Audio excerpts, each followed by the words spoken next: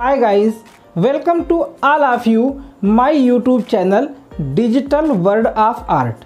आज हम सभी लोग क्लास 11th की हॉर्नबिल की सेकेंड पोएम को पढ़ने जा रहे हैं। हम लोग आज टेड ह्यूजेस के द्वारा कंपोज की गई पोएम द लैबरनम टॉप को पढ़ेंगे। द लैबरनम टॉप एक सिंबॉलिक पोएम है। सिंबॉलिक पोएम का मतलब होता है कि इसमें जो भी ऑब्जेक्ट हैं वो किसी ना किसी दूसरी चीज़ों के सिंबल के रूप में प्रयोग किए गए हैं। जैसे कि इस पोएम में द लैबरनम ट्री हमारे जीवन में आने वाली कठिनाइयों का प्रतीक है और गोल्ड फिंच उन सकारात्मक विचारों का प्रतीक है जो हमारे जीवन को खुशहाल और अर्थपूर्ण बनाते हैं। इस कविता के माध्यम से कवि हमको ये बताना चाहता है कि हमारे जीवन में समय समय पर अनेकों प्रकार की समस्याएं आती रहती हैं, लेकिन यदि हमारे अंदर पॉजिटिव एटीट्यूड है, सकारात्मक सोच है, तो हम उन कठिनाइयों के बीच में भी अपना रास्ता बना लेते हैं। सकारात्मक सोच ईंधन की तरह होती है जो हमारे जीवन रूपी इंजन को लगातार आगे बढ़ाती रहती है। तो आइए हम लोग आज इस पोएम को समझना प्रारंभ करते हैं। अब हम लोग इस पोएम को पढ़ना प्रारंभ करते हैं। The laburnum top is silent quite still. The laburnum, laburnum का अर्थ होता है अमलतास का वृक्ष और टॉप मतलब वृक्ष का शिखर यानी सबसे ऊंची चोटी या ऊपरी भाग। इज है, साइलेंट का अर्थ हुआ शांत और क्वाइट स्टिल यानी बिल्कुल खामोश, यानी अमलतास के वृक्ष का ऊपरी हिस्सा बिल्कुल शांत और खामोश है। In the afternoon yellow September sunlight. In the afternoon दोपहर के बाद के समय में, येलो मतलब पीले रंग की, सितंबर यानी सितंबर के महीने में, सनलाइट यानी सूर्य का प्रकाश यानी धूप। इसका अर्थ हुआ कि सितंबर के महीने में दोपहर के बाद के समय में पीले रंग की धूप इसके ऊपर पड़ रही है, अर्थात उस धूप की वजह से इस वृक्ष में पीलापन दिखाई पड़ रहा है। A few leaves yellowing, a few मतलब थोड़ी सी, लीव्स पत्तियां भी, येलोइंग पीले रंग की हो गई हैं, यानी इसकी कुछ पत्तियां भी मुरझा करके पीले रंग की हो गई हैं। ऑल इट्स सीड्स फॉलन, और ऑल मतलब सभी, इट्स इसके, सीड्स यानी बीज, फॉलन गिर गए हैं, मतलब इसके सारे बीज भी गिर गए हैं। इन तीन पंक्तियों के माध्यम से कवि ने हमको जीवन में आने वाली कठिनाइयों के बारे में बताने का प्रयास किया है। अब इसके आगे देखते हैं। Till the goldfinch comes, तभी the goldfinch, goldfinch पीले रंग के एक पक्षी को कहते हैं जो अपने गाने के लिए जाना जाता है। कम्स आता है, तभी एक गोल्ड फिंच पक्षी आता है। विद ए ट्विटिचिंग चिरप, विद ए ट्विटिचिंग, ट्विटिचिंग का मतलब होता है फड़फड़ाहट के साथ, और चिरप चहचहाहट के साथ, यानी तभी फड़फड़ाते हुए और चहचहाते हुए एक गोल्ड फिंच पंछी वहां पर आता है। ए सडननेस, अचानक ही। ए स्टार्टलमेंट, स्टार्टलमेंट का मतलब होता है रोमांच, उत्साह। एट ए ब्रांच एंड, एक ब्रांच मतलब शाखा के, एंड माने सिरे पर। अचानक ही उस पेड़ की शाखा के सिरे पर एक रोमांच जैसा भर जाता है। कवि ने बताया कि जब गोल्डफिंच नहीं आया था तब वो अमलतास का वृक्ष किसी निर्जीव वस्तु के समान बिल्कुल शांत और खामोश था और उस पे पीली धूप पड़ रही थी जो कि उसकी उदासी को दिखा रही थी। उसकी पीली पत्तियां दिखा रही थीं कि उसके ऊपर संकट के बादल मंडरा रहे हैं। उसके सारे बीज गिर चुके हैं, यानी उसकी सारी आशाएं समाप्त हो गई हैं। लेकिन जैसे ही एक गोल्ड फिंच पक्षी आता है, उसकी चहचहाहट और उसकी फड़फड़ाहट की वजह से उस पेड़ में जान आ जाती है। उस पेड़ में हलचल सी होने लगती है और अचानक ही उस पेड़ की एक शाखा का एक सिरा उत्साह से भर जाता है, रोमांच से भर जाता है और वो पेड़ ऐसा लगने लगता है जैसे अब अचानक जीवित हो गया हो, उसमें उत्साह भर गया हो।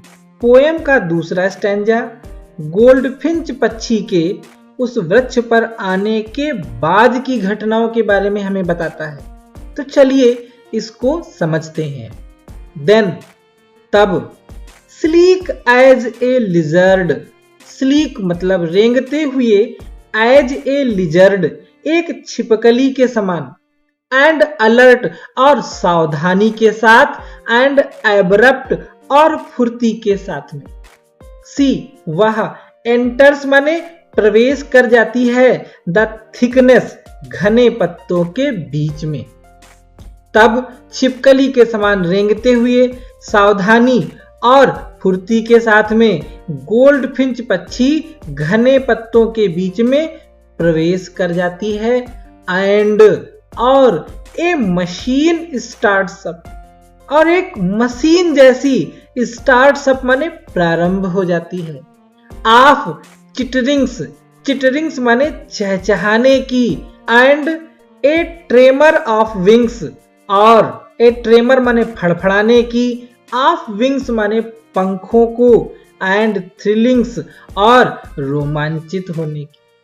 कवि कहता है कि और तब जैसे एक मशीन सी प्रारंभ हो जाती है जिसमें बच्चों के चहचहाने की और पंखों के फड़फड़ाने की और रोमांचित होने की आवाजें आने लगती हैं। द होल ट्री, संपूर्ण पेड़ ट्रम्बल्स कपकपाने लगता है, एंड थ्रिल्स और रोमांचित हो जाता है।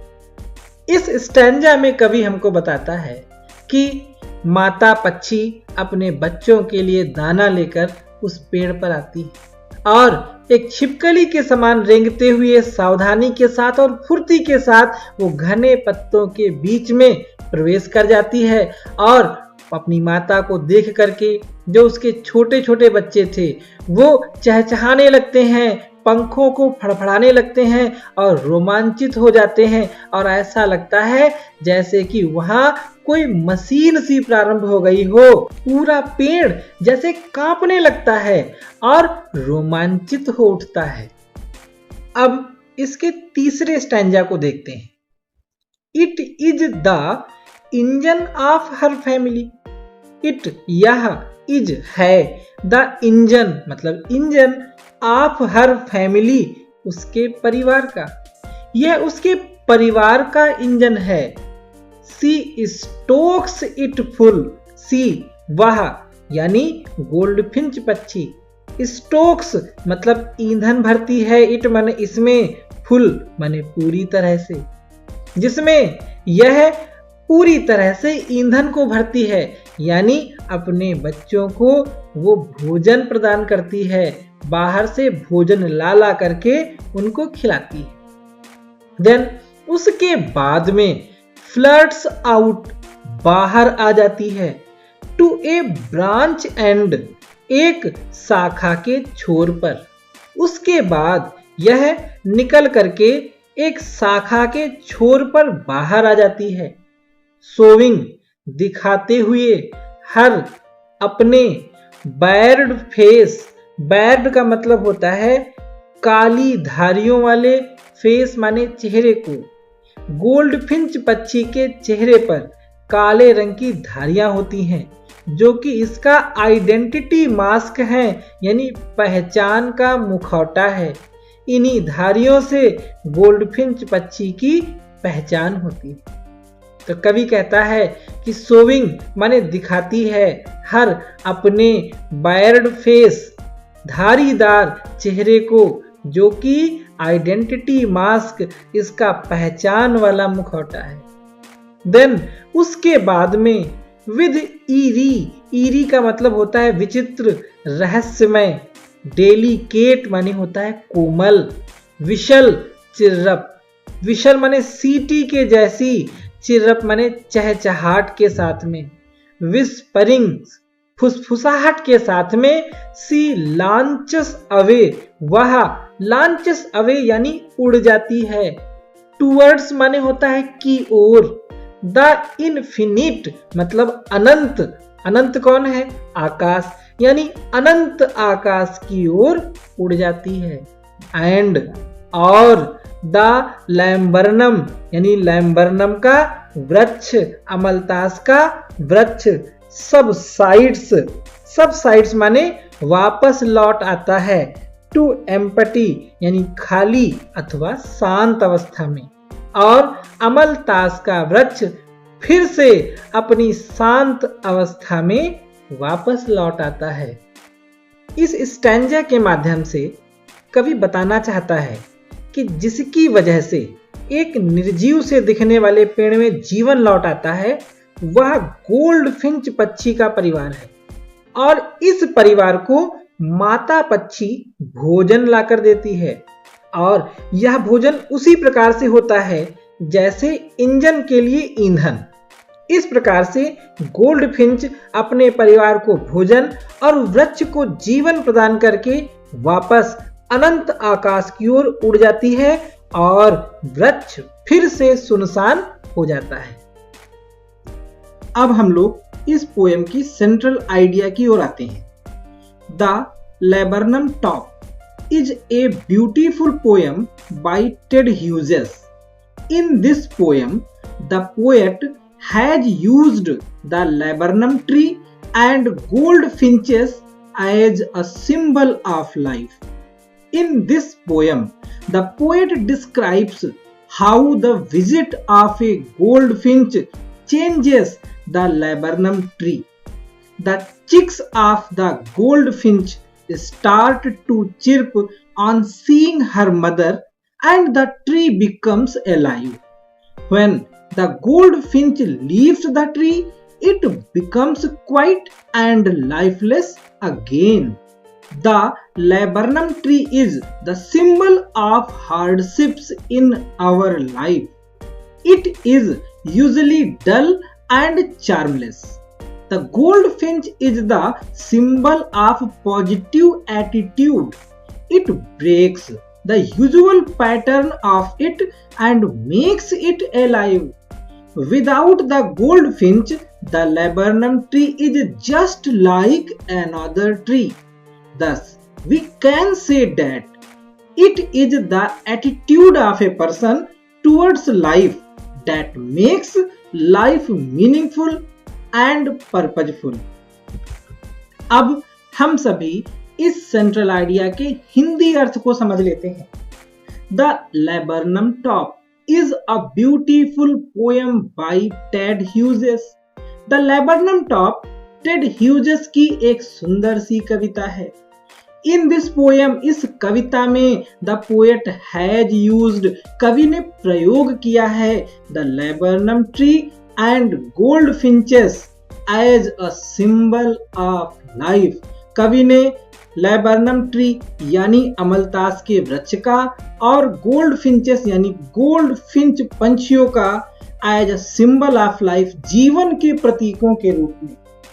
इन this poem the poet describes, इस कविता में कवि वर्णन करता है how the visit of a goldfinch, कैसे मिलना एक गोल्डफिंच पंछी का चेंज कर देता है द लैबर्नम ट्री, अमलतास के वृक्ष को।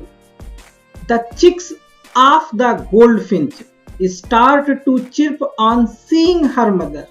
द चिक्स मतलब चूजे, मतलब छोटे छोटे बच्चे उस गोल्डफिंच पंछी के स्टार्ट टू चिर्प प्रारंभ कर देते हैं चहचहाना। ऑन सीइंग हर मदर, देख करके हर मदर अपनी माता को, and the tree becomes alive, और जो पेड़ है वो हो जाता है अलाइव मतलब सजीव। When the goldfinch leaves the tree, जब वो गोल्डफिंच पक्षी leaves the tree छोड़ करके जाता है उस पेड़ को, it becomes quiet and lifeless again, ये हो जाता है शांत और lifeless मतलब निर्जीव, again यानी फिर से। जब गोल्डफिंच पक्षी उस पेड़ को छोड़ करके जाती है तो फिर से शांत और निर्जीव हो जाता है। The laburnum tree is the symbol of hardships in our life. Laburnum tree यानी अमलतास का जो वृक्ष है वो है सिंबल, प्रतीक ऑफ हार्डशिप्स, कठिनाइयों का, इन आवर लाइफ हमारे जीवन में। अमलतास का वृक्ष हमारे जीवन की कठिनाइयों का प्रतीक है। It is usually dull and charmless, अगर सामान्य रूप से देखा जाए तो जीवन कैसा होता है, बोझिल और आकर्षण से हीन होता है। The goldfinch is the symbol of positive attitude. Goldfinch पंछी क्या है, सिंबल ऑफ पॉजिटिव एटीट्यूड, सकारात्मक दृष्टिकोण का प्रतीक है। It breaks the usual pattern of it, ये इसके सामान्य पैटर्न को, जीवन प्रणाली को बदल देता है, तोड़ देता है, एंड मेक्स इट अलाइव, और इसको सजीव बना देता है। विदाउट द गोल्डफिंच, बिना गोल्डफिंच पक्षी के, the laburnum tree is just like another tree, जो अमलतास का वृक्ष है वो बिल्कुल किसी दूसरे पेड़ के समान बन जाता है। thus इस प्रकार से we can say, हम कह सकते हैं that it is the attitude of a person towards life, कि ये दृष्टिकोण ही होता है एक व्यक्ति का जीवन के प्रति, that makes life meaningful, जो बना देता है जीवन को अर्थपूर्ण, and purposeful, और उद्देश्यपूर्ण। यानी व्यक्ति का जो जीवन के प्रति दृष्टिकोण होता है वही जीवन को अर्थपूर्ण और उद्देश्यपूर्ण बनाता है।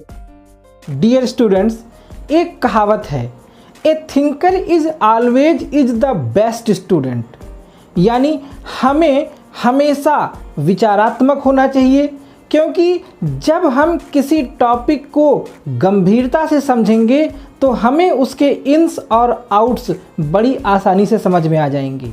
उम्मीद करता हूँ कि आप लोगों को इसका भावार्थ अच्छे से समझ में आया होगा। आप लोग इसके हिंदी अर्थ को समझें और फिर खुद से इसके एक्सप्लेनेशन को लिखने का प्रयास करें। हमारा ये वीडियो आपको कैसा लगा, इसको आप कमेंट बॉक्स में लिख करके हमें ज़रूर बताएं। वीडियो अगर अच्छा लगा हो तो इसको लाइक व शेयर करना ना भूलें। हमारे इस वीडियो में अंत तक बने रहने के लिए आपका बहुत बहुत धन्यवाद।